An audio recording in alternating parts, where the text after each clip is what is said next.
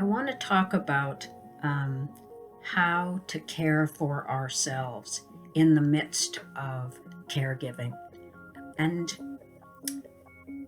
the term that's often used is self care. And I am sure that you like that term about as much as I do. We have an association with self care as being selfish, self indulgent, involving going to a spa or on a long vacation. And those are not things that we do nor that we're able to do, but also that's that's not what I mean when I talk about caring for ourselves.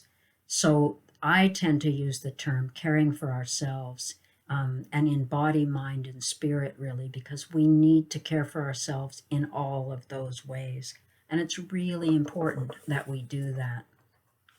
We're all familiar with the list of questions that we get asked when we go to the doctor. Asked, are you getting enough sleep? Are you eating properly? Are you getting exercise? Are you taking time for yourself, seeing friends? And the answer to those questions is frequently, as caregivers, no, we don't have time.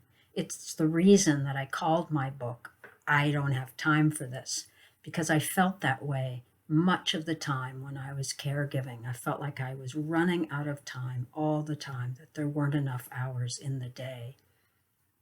So I want to talk about some of the other reasons or assumptions that we have when asked if we're taking care of ourselves. And because I think we need to unpack this notion of self care or caring for ourselves. The first one is that self care is too expensive. We think it's far too expensive. We think it's self indulgent. I think that's one of my favorites, especially the word self care. It really smacks of self indulgent. We think also that I don't deserve care. The person who deserves the care is the person that I'm caring for, not me. How could I even think about self care when my person that I love is dying or is slowly losing their cognitive abilities? I can't think of caring for myself in the midst of that. Sometimes we think we don't need it. I'm fine. I'm just fine. No, no, I'm just really, really fine, we say. Maybe we say, I'll just have a drink and then I'll feel a whole lot better. I'll be more relaxed, etc. I know I used to say, I'll take care of myself later. When I'm done with caregiving, I'll take care of myself. But that's a challenge. That's a real danger, I think, that we think, well, out there in the future, we'll take care of ourselves. Because the fact is, there are some real dangers for us if we don't take care of ourselves. And I'm sure that you could list them as easily as I could. I know that I began to lose weight, for example, which can sometimes be what you want to do, but it certainly wasn't in my case. So I was losing weight. I had no appetite and I didn't feel like eating. Take the time to eat properly. I got sick a lot, especially when I was caring for my father. I was traveling to be in Toronto and I had a very responsible position at Carleton. And I just kept getting sick, one thing after another. I still didn't take it seriously until I quite literally fell on my face. I was running in those days, and I went for a run, and then I came back to my friend's house where I was staying, and I tripped, like right at their house on the sidewalk, and fell flat on my face. Big bruises. I was bleeding. It was a terrible mess. And in fact, when I came to work the following Monday, people were like looking at me, and I said, "No, in case you think something, I'm in a bad relationship. No, I fell on my face running." And I think that's what it took for me to realize, oops, maybe I need to take better care of myself. But I also thought, you're supposed to be smart, and this is what it takes, literally falling on your face. Hopefully, it doesn't take that for you. But there are definitely some dangers in not taking care of ourselves, and we can, we can become very ill-tempered. We can become resentful of the work that we're doing, the caregiving we're doing. We might be angry at family members who aren't helping out enough, or even at the person that we're caring for. And that's a problem, obviously. So we need to be thinking about how we can take care of ourselves as we're caregiving, as we're actively caregiving. So I'm going to offer a few strategies, and hopefully these will be helpful to you as you're thinking about how to care for yourself. The first message is one that may be familiar to you. Uh, Put the oxygen mask on yourself first. As they say, when you're on a plane, you need to put the oxygen mask on yourself first before you put the mask on your daughter, your son, your mother, whoever it is you're also traveling with. If you don't put it on, if you don't get the oxygen, you're not going to be able to help them. You'll pass out, and then they will not have your help. And that is quite literally true, that if you collapse, you're not going to be able to do the essential caregiving that you are doing now. I want to say that caregiving doesn't mean those big things that we might be thinking of, going to a spa, or going to Bali or somewhere that we can't travel, even if we had the money. It can be very little things. I don't know what it would be for you, but for me, going for a walk, actually going out by myself for a walk during COVID, I've started eating cheesies, the Hawkins cheesies. I don't know if you're familiar with that brand. Everybody makes fun of me because that's one of my ways to take care of myself, my sort of guilty pleasure. But they're all also eating cheesies now because they're so delicious, and they're like a nice little treat. Whatever is a nice little treat for you, and maybe for the person you're caring for. Sometimes it's chocolate, maybe it's a really good bottle of wine, um, or an especially nice dinner. Whatever it is, little things like that can really make you feel better. Maybe you buy yourself some flowers. Maybe you FaceTime with your grandchild or with your daughter or son. And these things can really pick you up and perk you up. And I think that we need to be thinking of those things. And it would be great if you could make a list. Once this video is over, make a list of the things, the small things that you can do, the special things for yourself. Another one is the importance of setting healthy boundaries. I can admit this one was one that was very difficult for me, especially when I was caring for my sister, because she wanted me to be there all the time. She didn't want me to leave at the end of the day. She didn't I set up a roster of people who could come and help her, and wanted to be with her, including her friends. And she would say, "No, I don't want that person. I want you." And that was probably the hardest thing for me, because I knew it was true. She did want me there all the time. And I had to say to her, "I can't do nights if I'm doing days. I just can't. I will get sick and I won't be able to care for you." And I was able to establish that one. But it was very difficult, and I felt guilty. And guilt is the enemy of self-care. Guilt is the enemy of taking care of ourselves. And really, honestly, it has no place in our lives. I know it comes up, but it has no place as caregivers. We are doing more than we can possibly do, and we have to banish guilt. So there, your lecture from the professor on guilt. So set some healthy boundaries. Figure out what some reasonable limits are. They will probably have to be negotiated and adjusted. Maybe it is, if you're able to have a caregiver come in, then leave the house. Go, maybe you go grocery shopping. Now you can get your hair cut. But there might be things that are just for you that you do, not just chores, but actually things that you do just for you while that caregiver is in the house. And I know that your person, your spouse or your mother, they might not want someone else there. I think you have to tough that out.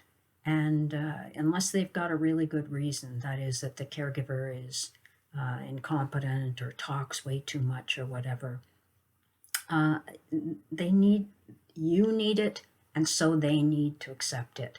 And I know that that's hard, but I think we just have to struggle through that one, and we have to accept that people will come in and that we need to do other things. It's very hard, as I say, and it's it takes a lot of work, and we can do it. Okay, another one that I think is really important, and again, I wasn't so great at it, reach out and ask for help. Again, COVID complicates this because maybe even our children can't come into the house right now, especially if they've got kids going to school. They may be working at home, but if their children are in school, it's not safe for us as seniors to let them in the house to help us out in that way. I know that some of you, I think, are sharing a caregiver, and I think that's a great way to minimize the risks for you so that maybe they're only in those two or three houses and you know the practices of those other people, so you know that it's safe. But asking for help, I think, is a really important thing. We need to learn how to do it. And as women, again, in particular, I think we don't like to ask for help. We want to seem like we're independent and like we've got it all together. And people will often say, "Man, you're looking really great, given that you're doing all this." And and then that feels kind of good. And then we think, "Well, I don't want to tell them that I feel like I'm a mess some of the time." It's okay to feel like a mess, or even just to need help. You know, if there are specific things that you can ask for help with, then ask for those things. People offer, they'll say, "Let me know if there's anything I can do." I know they often do that. What I recommend is making a list of the things that someone else could do: shoveling the driveway, clearing the path, getting you groceries, picking up your daughter from daycare, or um, driving somewhere. The list is long of the things that people could do for you, and I strongly urge you to make that list of the things that could be done by others, and then start asking specifically. Or if someone says, "Let me know if there's anything I can do," you say, "Actually, I need you to pick some stuff up from Home Depot for me, and bring them back," or go to a liquor store pickup or a beer store, or any of those things that you might need. Go to Shoppers for me. And the fact is, people like to help, and they will feel better for helping you, and you will feel better for having been helped. So that's what I recommend. Ask for help, ask for help, ask for help. Okay? We are, as a culture, there is this obsession with independence. But I think that the fact is, we're all interdependent. We all need help in various things. And I think if we can work at interdependence, that is, times I need help, at other times you'll need help, and we are interdependent, all of us. I think that's a much better model than the rigid model of independence. As you're asking for help, take some time for yourself. I don't know when you'll find it, and I know that some of your conditions are pretty difficult, but I think even 15 minutes, make a phone call, talk to a friend. Maybe you even have time for a bath. I know that's sometimes hard, but a shower.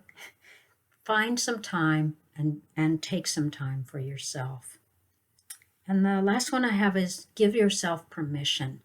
And when I'm working with groups through the Senior Center Without Walls, where we're on the phone, I ask them to think about what they can give themselves permission to do.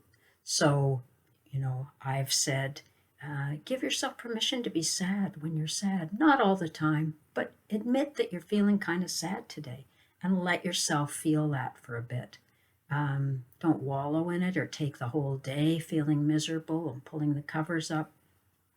Also, give yourself occasionally permission to be lazy or to be silly. That's my favorite. I really think getting in touch with our silly side will really help us to take care of ourselves and also to have a little bit of fun with the person that we're caring for.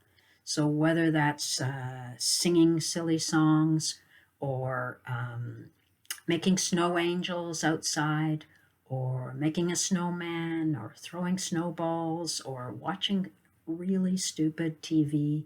Any of those things can really fill us up and help us feel better. And they can also help the person that we're caring for. Sometimes a person with dementia can really appreciate the possibility of being silly and letting them laugh at us and letting them find us silly.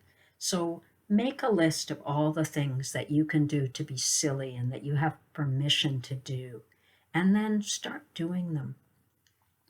And among the things that you can do, I really think making a call to a friend, make a list of the people that you can call, and then after you've called them, put a star for people who are really encouraging of you and really supportive. And if you find that someone is lecturing you or nagging you or telling you what to do, put an unhappy face beside them and maybe even cross them off your list. For now, they are not people you're going to see. And I know that happens. Sometimes we can be very surprised as caregivers.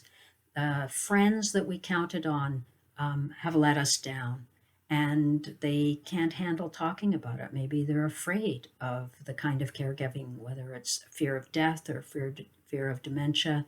Those are not people that we need in our lives right now, and maybe they will be later, but that's not what we need. That's not the person we need to call when we're feeling kind of low.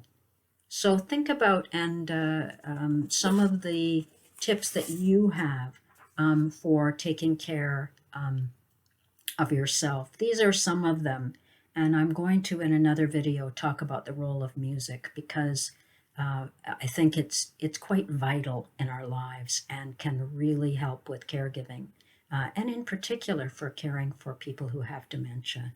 So these are the things that I want to offer as some suggestions for caring for yourself in difficult times. And certainly these are difficult times. So I hope that you have a good rest of your day. And I wish that we were able to talk in person so that you could tell me some of the things that you found that help you with your caregiving. So thank you very much.